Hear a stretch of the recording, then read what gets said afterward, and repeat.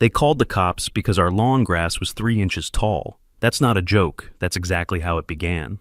A woman named Miley from the HOA reported us like we were criminals, all because she didn't like how our yard looked.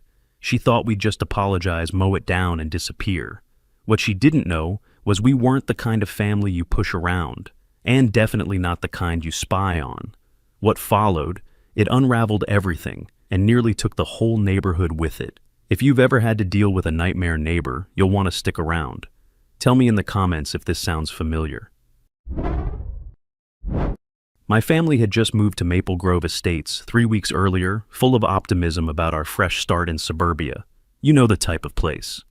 Perfect lawns maintained with military precision, matching mailboxes that look like they came from the same catalog, the whole suburban dream package wrapped up in a neat little bow.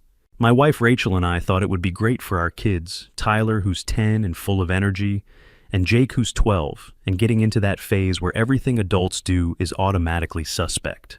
Clean streets where kids could ride bikes safely, good schools with actual funding, the kind of neighborhood where the biggest problem would be deciding between vanilla or chocolate ice cream at the community barbecue. Looking back now, I should have known better. I should have recognized the warning signs. There's always someone in every community who takes things too far, who mistakes authority for a license to terrorize. And in Maple Grove Estates, that someone was Miley Miller. Miley Miller, HOA president, had an uncanny knack for making her presence known. She seemed to be everywhere, watching everything with a clipboard in hand. She had this way of looking at houses that made you feel like she was taking inventory, checking off boxes on some invisible scorecard. Her little white dog was just an excuse to patrol the neighborhood, gathering intelligence on residents who didn't even realize they were being watched. The first week was completely normal, almost suspiciously peaceful, in that way new neighborhoods can be. We unpacked boxes methodically, room by room. The kids explored the neighborhood with the excitement of discovering new territory. Rachel started her morning jogs along tree-lined streets that actually felt safe. I was focused on getting our home office set up, since we both work from home most of the time, a situation that requires careful coordination and absolute privacy for reasons I couldn't explain to curious neighbors. Everything seemed perfect in that artificial suburban way. The neighbors waved when they drove by in their spotless SUVs, kids played on the sidewalks, under the watchful eyes of stay-at-home parents. Sprinklers ran in the evenings with the regularity of clockwork. Then I got this formal letter in our mailbox, not hand-delivered, with a friendly smile, but wedged in there like a legal summons. Not a friendly welcome note from the community committee or an invitation to join the community pool. No, this was a violation notice about grass height regulations, complete with measurements, photographs, and legal language that made it sound like we'd committed a federal crime. 2 inches over regulation, it said, as if those 2 inches represented a threat to civilization itself. The letter was printed on official HOA letterhead, signed with a flourish, and came with a detailed explanation of community standards that read like a legal document. I figured I'd handle it over the weekend when I had time to actually look at the lawn, but work exploded that week, and I completely forgot about it. 3 days later, Rachel spots something that made both of us do a double take and question our sanity. "Honey, come see this," she called from the kitchen window, her voice carrying that tone that means something is seriously wrong with the world. I looked out the window and saw her crouch by the mailbox, measuring our grass with a tape like she was investigating a crime scene. She was wearing khaki pants and a polo shirt, like she was dressed for some kind of official inspection, complete with a clipboard and what looked like a professional camera for documentation. When she noticed us watching her through the window, she hurried to her white SUV and sped off like she'd been caught robbing a bank, tires actually squealing on the asphalt. I mean, who does that? Who measures someone else's grass with professional equipment in broad daylight? Rachel and I just stared at each other in stunned silence. "Was that real?" she asked, and I realized we were both questioning what we'd just witnessed. Was I overreacting? Or was something truly off about this whole situation? Normal people don't carry measuring devices around the neighborhood like weapons. Normal HOA presidents don't crouch in people's yards taking precise measurements of vegetation, like they're gathering evidence for a criminal prosecution. The whole thing felt like performance art, except it was happening in real life and targeting my family specifically. The next morning, a notice was stuck to our door. This one felt different, cold, demanding. It wasn't a welcome message, it was a warning. Final warning, Violation number 2847, signed by Miley Miller, HOA president, with a flourish that suggested she took genuine pleasure in her authority. A $200 fine was attached with paperwork that looked more complex than my mortgage documents, for grass that had grown during a week of solid rain that we couldn't control. The violation number caught my attention immediately, 2847. How many violations had this woman issued? Was she running some kind of citation factory?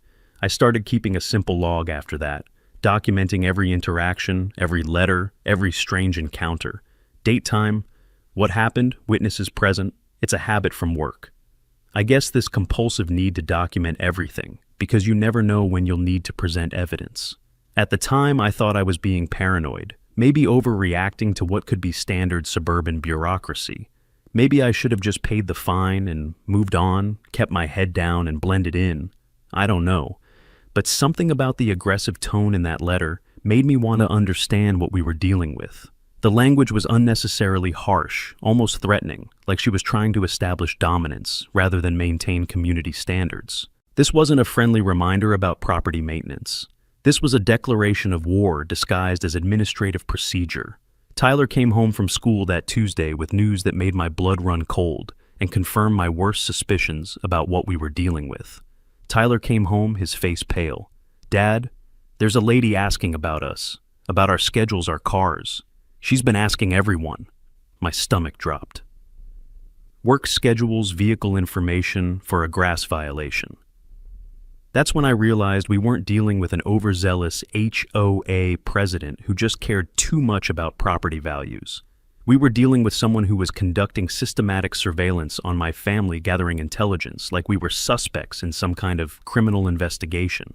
What possible reason could there be for asking about our daily routines, unless she was planning something that required knowing when we'd be home or away? Thursday brought letter number 3, escalating the language even further, now threatening legal action and forced compliance measures, with a timeline that suggested she'd done this before. The language was getting aggressive, almost militant in its precision. This wasn't normal HOA stuff anymore. This was something else entirely, something that felt organized and predatory. The escalation was too fast, too systematic, too professional. Most neighborhood disputes take months to reach this level of intensity, but Miley was moving at the speed of someone following a predetermined playbook. Rachel sat across from me studying the letters in silence. I could tell she was already piecing together a bigger picture. She's always been good at spotting patterns, seeing things that don't add up. "She's escalating awfully fast," Rachel said, studying the official language and formatting. "Most HOA disputes take months to reach this level. This feels professional, like she's done this before." The letters were perfectly formatted, legally precise, systematically numbered. Someone had experience with this process. I joked that maybe Miley was just really passionate about lawn maintenance, but even as I said it, I knew that wasn't the case. This woman was running some kind of operation, and for whatever reason she'd decided to target my family. The question was, why us? We were new, quiet, kept to ourselves. What made us special? Jake added another disturbing detail during dinner that made the hair on the back of my neck stand up. A younger neighbor mentioned that the lady with the clipboard has been taking pictures of our house. Different times of day, different angles, always from the street, but sometimes from the park across the way. Pictures. She told him she was documenting violations for official records, but he said it looked more like surveillance photos. Official records. That phrase stuck with me like a warning bell. What kind of official records required photographic surveillance of a family's daily routine? Why would lawn maintenance violations need documentation that looked like evidence gathering for a criminal case? Rachel and I exchanged looks across the dinner table, both of us recognizing that this was beyond normal HOA enforcement. This was harassment with a systematic approach conducted by someone who clearly had experience in intimidation and control. Friday evening, the community bulletin board got a new posting that made my stomach drop and confirmed that Miley was escalating this conflict to a public level. Emergency HOA meeting, addressing dangerous precedents. Dangerous precedents over grass height.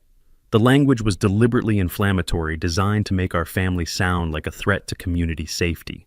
I stared at that notice, reading it multiple times to make sure I wasn't misunderstanding, and something in my gut told me we'd just stepped into quicksand disguised as a neighborhood dispute.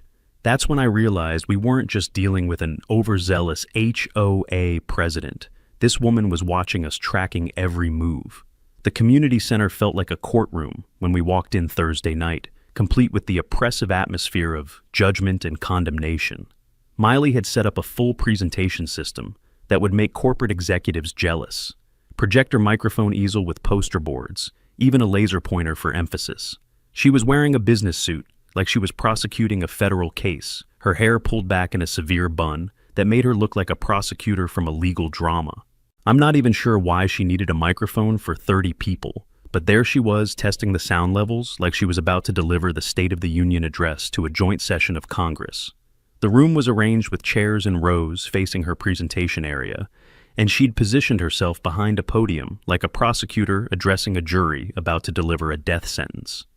30 confused neighbors filed in, most looking genuinely puzzled about why they were spending their Thursday night discussing grass problems when they could be home watching television or helping kids with homework. An elderly neighbor kept checking her watch like she had somewhere more important to be. A young neighbor looked like he'd rather be anywhere else in the world, including a root canal appointment. The whole setup felt deliberately intimidating, designed to make anyone who disagreed with Miley feel isolated and outnumbered. Miley launched into what can only be described as a prosecution opening statement worthy of a Supreme Court case. Ladies and gentlemen, we face a crisis that threatens the very foundation of our community, the bedrock principles that make Maple Grove Estates the premier neighborhood in this entire region.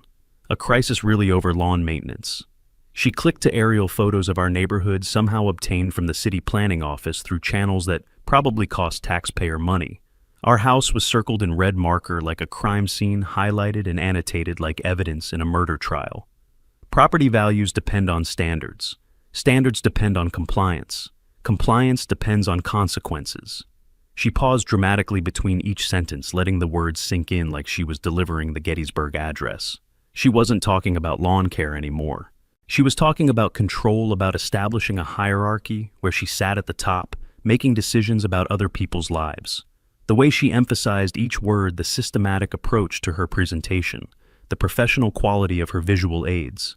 This woman had done this before, probably multiple times in multiple communities. Her PowerPoint slides were professionally designed, with graphics and charts, her talking points memorized and rehearsed, her visual aids strategically chosen for maximum psychological impact. This wasn't a spontaneous community meeting called by a concerned neighbor. This was a calculated campaign designed to isolate and destroy anyone who dared to challenge her authority. Her slideshow continued with photos of our house from multiple angles, comparison charts showing our grass versus neighbors with scientific precision, even a timeline of our violations with timestamps that suggested round-the-clock surveillance. The level of surveillance was disturbing beyond anything I'd experienced in my professional life. I mean, she had photos taken from different positions around our property at various times of day, including early morning shots that meant she'd been up before dawn, documenting our supposed crimes against suburban aesthetics. Some photos were taken from the street with telephoto lenses, others from the park across the way with professional equipment. A few looked like they were shot from neighboring properties with their permission or cooperation. The timestamps showed she'd been documenting our house for weeks, possibly since the day we'd moved in, treating our family like subjects in some kind of sociological experiment. How long had she been watching us? How many hours had she spent crouched in bushes or parked in her SUV taking pictures of our daily routines? An elderly neighbor shifted uncomfortably in her chair, clearly disturbed by the obsessive nature of Miley's documentation. Miley, this seems excessive for lawn issues. This looks more like stalking than community standards enforcement. Thank God someone said it out loud, because I was starting to wonder if I was the only one who saw how insane this all was. When she spoke again, her voice was colder. Her smile, once confident now, felt calculated. I realized she wasn't just an overbearing neighbor, she was a predator. Your property value has increased 18% since I implemented these standards. Do you want to see that disappear because we allow dangerous precedents to take root? The threat was crystal clear and delivered with the precision of someone who had made similar threats before. Comply, or your investment suffers. Submit or face financial consequences. A young neighbor raised his hand tentatively like a student afraid to question the teacher. What's the actual difference we're talking about? Like measurements. Miley displayed a ruler photo showing the precise measurements with the attention to detail of a forensic investigator. 3.2 inches versus regulation 2.5 inches. In landscaping, precision matters more than people realize. Chaos begins with small compromises. Murmurs started around the room as people began to grasp the obsessive nature of her enforcement. People were finally realizing she had measured our grass with precision instruments, probably multiple times throughout the week, to ensure accuracy, multiple times. This wasn't casual observation by a concerned neighbor. This was systematic documentation by someone with way too much time and an unhealthy obsession with control. The photo showed her measuring tape against individual grass blades taken from multiple angles to prove her point beyond any reasonable doubt, annotated with precise measurements and timestamps like evidence in a criminal trial. I propose increasing penalties to $1,000 for repeat violations. Miley announced with the authority of someone announcing new tax policy, plus mandatory weekly inspections for non-compliant properties conducted by certified professionals at the property owner's expense. Now the room buzzed with real concern and barely contained outrage. $1,000 weekly inspections of private property. Several neighbors exchanged worried glances, suddenly realizing they could be next on Miley's target list. This wasn't about maintaining community standards anymore. This was about establishing absolute authority over every aspect of neighborhood life, turning the HOA into a miniature police state where Miley held all the power and everyone else lived in fear of arbitrary punishment. Another longtime resident spoke up with the courage of someone who'd finally had enough. Miley isn't there. A process for these things, warnings committee reviews, appeals, procedures, this feels like we're skipping several steps in due process. But Miley dismissed the question with a wave of her hand, like she was swatting away an annoying insect. The process is what's failed us. Look at this situation. She gestured dramatically toward a blown-up photo of our house that made it look like a crime scene. 3 violations escalating defiance. Now they're conducting counter-surveillance on law. Abiding neighbors who are just trying to maintain community standards. Counter-surveillance. What was she talking about? I realized she'd seen me documenting her behavior and interpreted it as some kind of coordinated attack on her authority. The paranoia in her voice was unmistakable and growing stronger with each accusation. She genuinely believed we were running some kind of operation against her, when all we'd done was keep records of her harassment like any reasonable person would do when faced with systematic intimidation. The level of projection was staggering. She was accusing us of the exact behavior she'd been engaging in for weeks, turning reality upside down to make herself the victim in a situation where she was clearly the aggressor. The room was getting uncomfortable now, with neighbors shifting in their seats and exchanging glances that suggested they were starting to see Miley in a new light. Her mask was slipping, revealing the paranoid control freak underneath the professional facade. When it was my turn to respond, I stood calmly and kept my voice level, refusing to give her the confrontation she was clearly hoping for. We appreciate the community's attention to property maintenance. We'll address the height issue this weekend. Simple, direct, no confrontation, no drama, no ammunition for her to use against us later. I could see Miley's face fall slightly, her expression shifting from anticipation to disappointment. She'd clearly expected an argument, a heated exchange, a scene she could use to portray us as difficult troublemakers who didn't respect community standards. Instead, we gave her nothing to work with, no emotional outbursts she could point to as evidence of our supposed defiance. But as we were leaving, weaving through clusters of neighbors who were murmuring among themselves about what they'd just witnessed, I overheard her whispering to a man in a gray suit by the exit. As we left, I overheard her talking to a man in a gray suit, his voice low and urgent. "We need to escalate. They're not who they say they are." I froze. This was no longer just about grass height. Phase 2. What the hell was Phase 1? This woman was running an actual operation against neighborhood families, treating suburban homeowners like enemy combatants in some kind of undeclared war. The man nodded and made notes in a small black book, his demeanor professional and practiced. Who was he? What kind of HOA president has associates taking orders about surveillance and background checks? What kind of community organization requires operatives who look more like private investigators than volunteers? This was way beyond normal neighborhood politics. This was organized, systematic, and frankly disturbing in its serene and intensity. Walking home under the streetlights, Jake asked the question that had been bothering me all evening. Why does she hate us so much? We just moved here. Before I could come up with an answer that wouldn't scare a 12-year-old, Rachel grabbed my arm and pointed toward our house. Our house was completely dark, but there was a figure with a flashlight moving around in our backyard, systematically checking our fence line, measuring our garden borders, documenting everything with what looked like professional equipment. Someone was in our yard, and I realized Miley Miller had just declared war on the wrong family. The figure in our backyard turned out to be Miley herself, measuring our fence height with a construction level at 9:30 at night. When we confronted her with flashlights of our own, she claimed she was conducting routine compliance checking, but couldn't produce any HOA authorization for entering private property after dark. "Ma'am, this is trespassing," Rachel stated firmly. I could hear the edge in her voice that meant she was done playing games. Miley retreated toward the street, but not before announcing, "I'll find something. There's always something. Always something." How many families had she done this to? The certainty in her voice suggested this wasn't her first rodeo. She'd systematically targeted other families before us found their weak spots, exploited whatever vulnerabilities she could discover.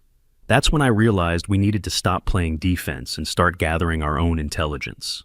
It was time to stop reacting. I had a plan to turn the tables on Miley, make her think she had the upper hand, then strike when she least expected it. Time for our own investigation, but instead of amateur detective work, we decided to use systematic intelligence gathering. Rachel started jogging different routes through the neighborhood, mapping the social network, and building relationships naturally. She's always been good with people, and joggers tend to chat with other joggers, dog walkers, gardeners. She never directly asked about Miley, just listened and remembered everything. The key was patience, letting people volunteer information when they felt comfortable. I volunteered for weekend community projects, helping seniors with yard work, coaching kids soccer with Jake. People talk when they're comfortable, and I'm a good listener. It's amazing what you learn when you're just present and paying attention. Within a week, we had a clearer picture of the neighborhood dynamics than most residents who'd lived here for years. Tyler and Jake unknowingly became our eyes and ears, picking up bits of information from neighbors and classmates. They didn't realize how crucial their observations were. Kids hear everything adults think they don't notice, and they report back during family dinners with the kind of detail that would make professional investigators jealous. A longtime resident said Miley made a previous family move away. Another neighbor thinks Miley gets kickbacks from the maintenance company. One family pays extra fines because they're scared of her. The boys didn't understand the significance of what they were reporting, but Rachel and I recognized the pattern immediately. Within 2 weeks, we had a complete picture of Miley's operation, and it was worse than I'd imagined. This wasn't just an overzealous HOA president. This was systematic extortion with a neighborhood-wide scope. A longtime resident revealed that Miley had arrived 3 years ago, immediately ran for HOA president, unopposed, then systematically targeted specific families with escalating harassment until they sold their houses below market value. The timing was always the same. New families would move in, enjoy a brief honeymoon period, then suddenly find themselves facing escalating violations, fines, and harassment. Another neighbor mentioned that previous residents who'd lived in our house before us got similar treatment. Escalating fines, harassment, constant violations until they moved out in frustration after 18 months. One family admitted they'd been paying Miley's inflated fines quietly because it's easier than fighting and we can't afford to move. Pattern recognition was kicking in. Miley identifies target families, escalates harassment, systematically forces them out, somehow benefits from their departure. But how Tyler discovered something crucial during a school project that made everything click into place. Dad, I was researching property records for social studies class. Miley's brother owns a real estate company, and they bought all 3 houses from families who moved away from our street. Family real estate connections, property acquisition below market value, systematic harassment to force sales. The pieces were falling into place, but the scope was bigger than I'd imagined. Jake added another piece to the puzzle. The maintenance company that gets all our HOA contracts, Miller Property Services. Same last name as Miley. Financial fraud through shell companies. Money flowing from HOA fees directly to Miley's family businesses. She was running a full-scale operation using the HOA as a front for systematic property fraud and money laundering. But the smoking gun came from Rachel's morning run conversation with an elderly man who'd lived in the neighborhood longer than anyone. That woman reminds me of someone from my old neighborhood in Phoenix. Had a similar setup there before some kind of investigation shut her down and she disappeared overnight. Phoenix. Investigation. Sudden departure. I spent that evening researching Phoenix HOA scandals from 3 to 4 years ago, and there it was. Miley Miller, former president of Desert Vista HOA, under investigation for embezzlement and property fraud when she suddenly relocated to our state. She's done this before. She's a professional HOA scammer who moves cities when investigations get too close. The newspaper articles detailed a sophisticated operation involving property manipulation, financial fraud, and systematic harassment of targeted families. The methods were identical to what we were experiencing. The research revealed Miley's complete criminal history.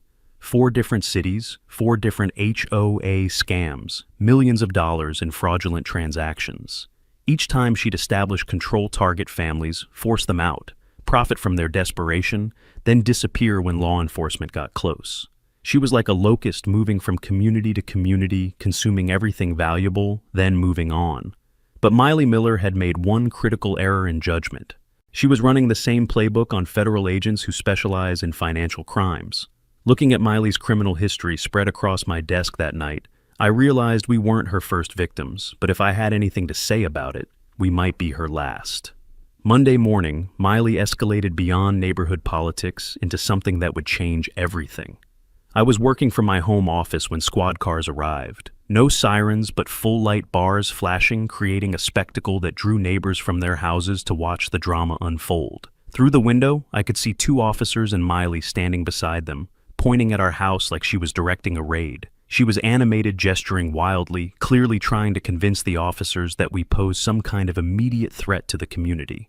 Seriously, she'd called the police time to get serious. I retrieved our home emergency kit from the bedroom safe. Federal Credentials Field Office, contact numbers, documentation, protocols. Rachel did the same from her office. If Miley Miller wanted to involve law enforcement, she was about to learn why that was a catastrophic mistake. The officers who approached were seasoned professionals, not rookie patrol officers. They knew how to read situations, which meant they'd probably already assessed that Miley was more problem than solution. Their body language suggested they were here reluctantly going through the motions to satisfy a persistent complainant rather than responding to a genuine emergency. Mr. Henderson, we received reports of possible domestic disturbance and suspicious activity at this address. Domestic disturbance. I looked back at my house where Rachel was calmly working at her computer and the boys were doing homework at the kitchen table. The scene was about as peaceful as suburban life gets. Officers, my family's been working quietly from home all morning. What kind of disturbance are we talking about? Miley immediately interjected. They have people coming and going at strange hours, loud conversations, and they refuse to comply with basic community standards. Strange hours. Officers, she's referring to grocery deliveries and conference calls. I could see the lead officer studying Miley with obvious skepticism. His partner was taking notes, but his body language suggested he was documenting Miley's behavior more than ours. They'd clearly dealt with problem residents before people who use police resources to fight personal battles. Ma'am, what specific laws do you believe are being violated here? The second officer asked carefully. They're deliberately defying authority. Their grass is still too long, and now they're conducting surveillance on neighbors. Surveillance. I realized she had seen me documenting her behavior and interpreted it as some kind of attack. That's when I knew she was operating from a position of guilt and paranoia. Innocent people don't assume documentation equals attack. Guilty people do. Ma'am, the lead officer said with the patient tone cops use for difficult people, HOA violations aren't criminal matters unless they involve actual property damage or safety hazards. But Miley wasn't backing down. What about their strange work situation? They claim to work from home but get official-looking mail and have secure phone conversations. She'd been monitoring our mail delivery and trying to eavesdrop on our phone calls. This was criminal stalking behavior, and she'd just admitted it to 2 police officers.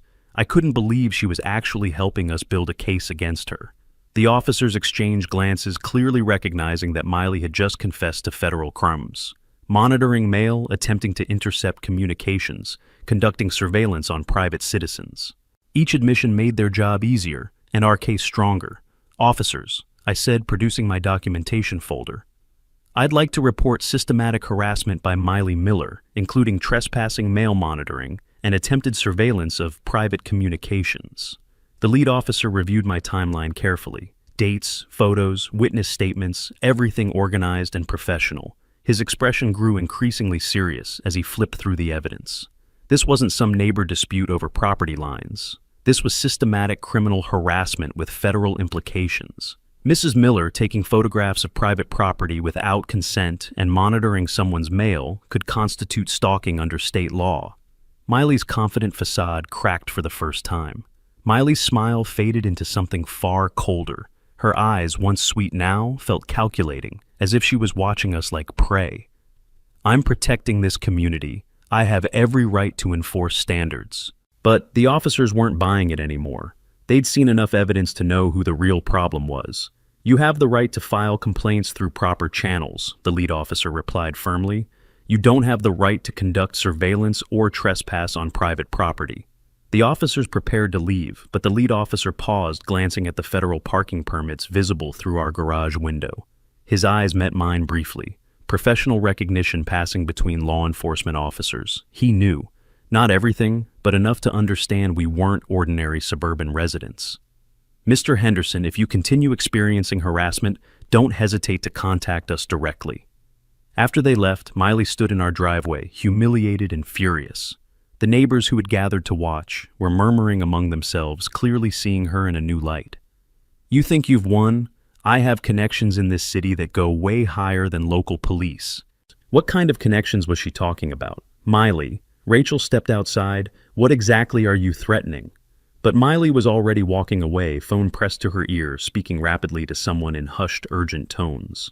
Her voice carried enough for us to catch fragments. They're not what they seem. Need immediate action, higher-level response. I became obsessed with documenting every move, every word. The logbook was no longer just a record. It was my way of regaining control. That evening, I noticed the surveillance car that had been occasionally parked on our street was replaced by a different vehicle. Black sedan, tinted windows, definitely not neighborhood residents. Professional surveillance, the kind that requires resources and authorization. Miley's connections were real, and they were taking an active interest in our family. Tyler came home with a look of shock on his face. Dad, Miley's been asking about us again. But this time, she was asking questions about our work schedules. My stomach dropped. The black sedan confirmed our worst suspicions. Miley's connections were real and potentially dangerous, which meant we needed to stop playing suburban detective and activate professional resources immediately. I made a secure call to our field office first thing Tuesday morning. This is Agent Henderson, badge 7492. I need a complete background workup on Miley Miller Phoenix to current location, focus on financial crimes and property fraud. Within 6 hours, we had Miley's complete criminal profile delivered through encrypted channels, and the scope was staggering. Phoenix wasn't her first operation. She'd been running HOA scams across 4 states over 8 years, leaving a trail of victimized families and financial devastation wherever she went. I wasn't going to just sit back and wait anymore. I'd learned enough to know how Miley operated. Now it was time to outplay her strategically, methodically. The pattern was identical in every location. Establish HOA control through unopposed elections, target specific families for systematic harassment, force below-market sales to connected buyers, launder proceeds through fake maintenance contracts and inflated service fees. But Phoenix was different because she got sloppy left evidence trails and had to flee when a retired detective started building a federal case. Rachel contacted him now, working as a private investigator, still tracking Miley's network. His information during our encrypted call was invaluable and terrifying. She's not working alone, he explained. There's a whole organization, property buyers, maintenance companies, even corrupted local officials who smooth the regulatory processes. The scope was national, with connections reaching into legitimate businesses and government offices. The scale was massive beyond anything we'd imagined. Conservative estimates suggested $2 million in fraudulent transactions across multiple cities, with dozens of families victimized and several communities financially devastated. Why hasn't she been arrested? Rachel asked the question I'd been wondering. Shell companies, jurisdictional complications, and she never stays in one place long enough for prosecutors to build airtight cases, the retired detective replied. But if you can get her on federal charges like mail fraud, wire fraud, conspiracy to commit racketeering, she's done. The whole network goes down. Our neighborhood investigation suddenly took on new urgency. We needed evidence of federal crimes, not just local harassment and trespassing. The stakes were higher than we had realized. Tyler and Jake had no idea they were becoming our greatest assets, but with every new piece of information, we were closing in on Miley's operation. Tyler provided our breakthrough during dinner conversation Wednesday night. "Dad, I saw Miley meeting with some guys at the park yesterday after school. They gave her a big envelope and she gave them something back. Physical exchange of materials between co-conspirators. Potential evidence of ongoing conspiracy. I set up legitimate surveillance equipment that night, professionally grade but legally installed on our own property. If Miley was meeting with criminal associates in public spaces, we'd record everything with admissible quality. The equipment was sophisticated enough to capture clear audio and video from significant distances, all while remaining completely legal since it was monitoring public spaces from private property. Meanwhile, Rachel developed financial intelligence on the HOA accounts, maintenance company invoices, property transfer documents. The money trail was becoming crystal clear. Every new piece of evidence felt like a step closer to something bigger. But as I gathered it all, a part of me feared what I might uncover about Miley's true intentions. The smoking gun came from Jake's computer skills and natural curiosity. "Dad, I found something weird while researching for my economics project. Miller Property Services has the same business license number as 3 other companies in different states. Isn't that illegal? Same criminal organization, different names operating across state lines. Federal jurisdiction confirmed beyond any doubt. The business records showed a sophisticated network of shell companies, all ultimately controlled by the same people, all designed to launder money and hide assets." That night, we documented Miley meeting with 2 men at the community park. Our equipment captured clear audio of their conversation. "The Henderson situation is getting out of control. They're asking too many questions, and people are starting to listen. Can your police contacts shut them down?" "I tried, but they're clean. Too clean. I think they might be law enforcement." Bingo. Miley suspected our real identity, which meant she was about to either run or escalate to something dangerous. Her voice carried a note of genuine fear that we hadn't heard before. She was losing control of the situation, and desperate criminals make unpredictable moves. The more we fought back, the more frantic Miley became. Her carefully maintained composure was slipping, and I could see it in every interaction. "We need to move the operation," the second voice said. "Transfer funds, close accounts disappear before they build a case we can't fight." They were planning to flee within days, maybe hours. We had one chance to end Miley's 8-year crime spree, but only if we could set the perfect trap. The conversation revealed the full scope of their operation, the timeline for their planned escape, and most importantly, their fear that we represented a genuine threat to their entire network. Miley wasn't just calling in the HOA board anymore. She had someone else involved now.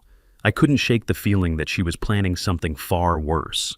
I found something that night, a document that connected Miley to something far darker than I could have imagined. This wasn't just about lawn violations anymore. Miley suspected we were law enforcement, which made her dangerous, but also predictable in ways she didn't realize. Cornered criminals make desperate moves that expose their entire operation, and we were going to use that desperation against her. We designed a scenario that would force her to contact every member of her network while creating irrefutable evidence of federal crimes. Phase 1 was making her believe we were building a major case. I started working openly in our garage, setting up equipment that looked like a federal surveillance operation. Computer monitors, radio equipment, file cabinets, all legitimate home office gear, arranged to suggest something much bigger was happening. Jake casually mentioned at the school bus stop. "My dad's been getting lots of important phone calls lately. Something about investigations and evidence." Within hours, Miley was parked across the street, photographing our house with telephoto lenses. She was gathering intelligence on what she thought was a federal task force preparing to move against her network. Her surveillance was obvious, almost desperate, suggesting she was operating from a position of fear rather than confidence. Phase 2 was forcing network contact through manufactured urgency.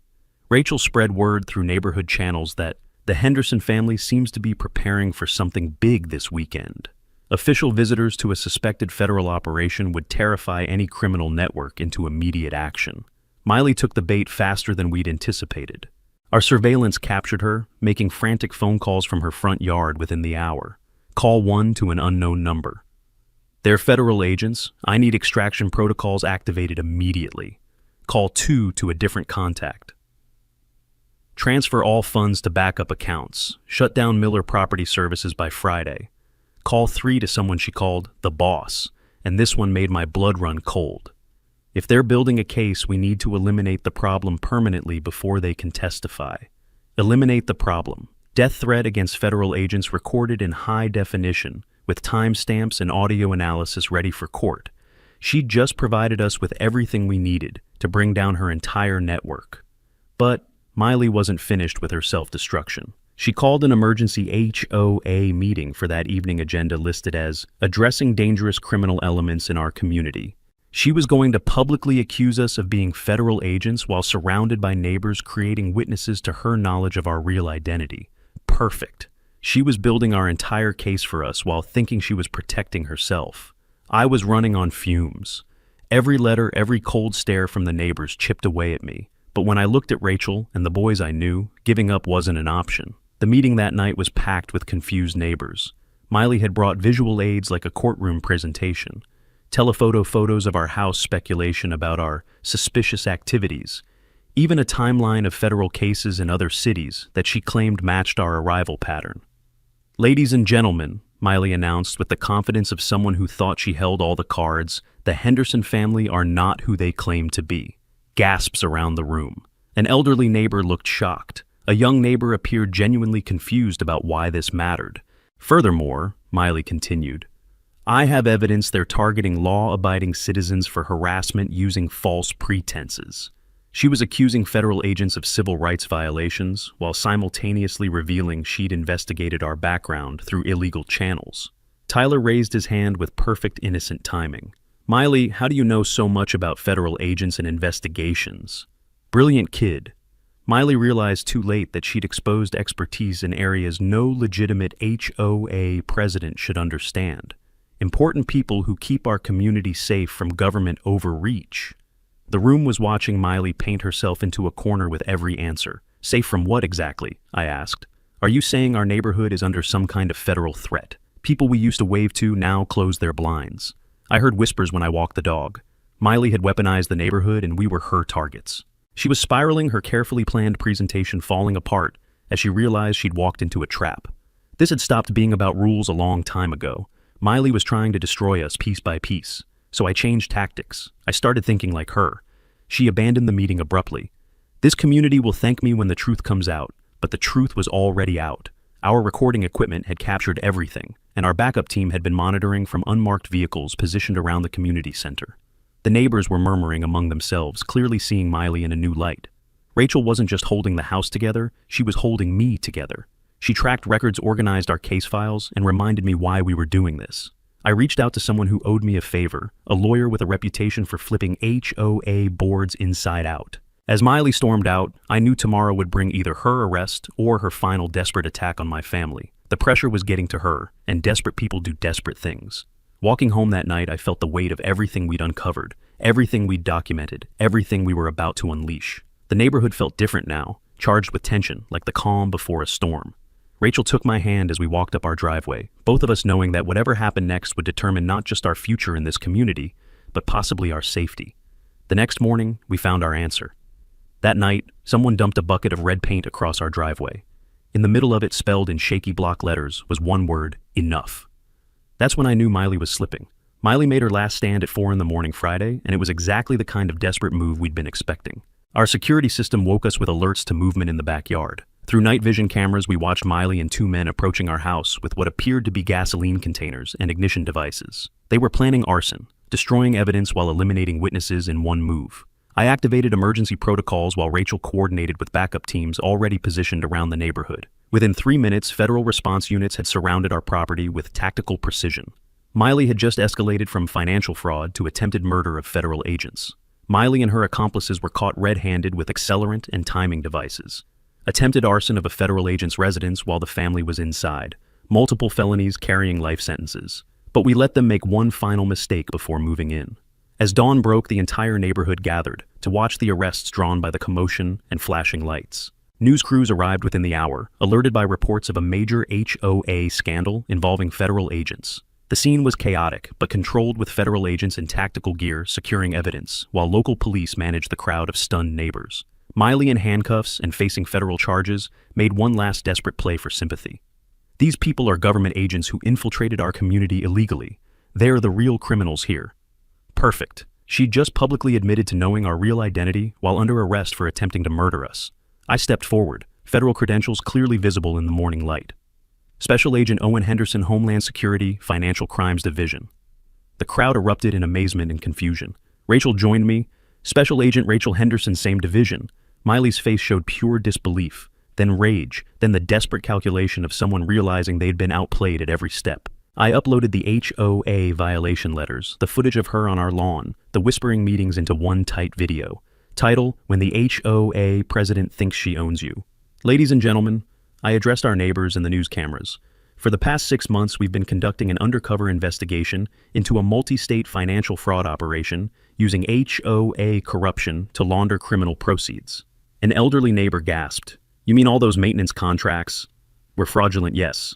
Miley Miller has been running this scam across 4 states for 8 years, stealing approximately $2.5 million from HOA communities just like ours.